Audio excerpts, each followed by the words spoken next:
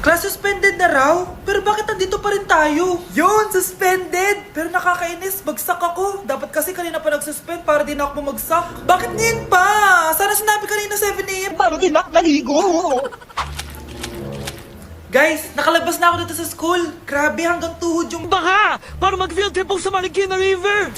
basang-basa na ako dito sa jeep. Di ko na alam kung ulan to, luha ko, o trauma from today.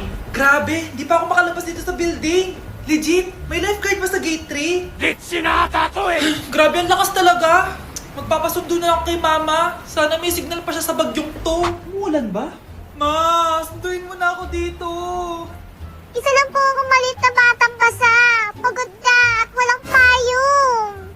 Hay nako, konting ulan lang, nagdadrama ka na. Sige, ipapadala ko si kuya. May payong yun. Thank you, Lord! Thank you, Mami!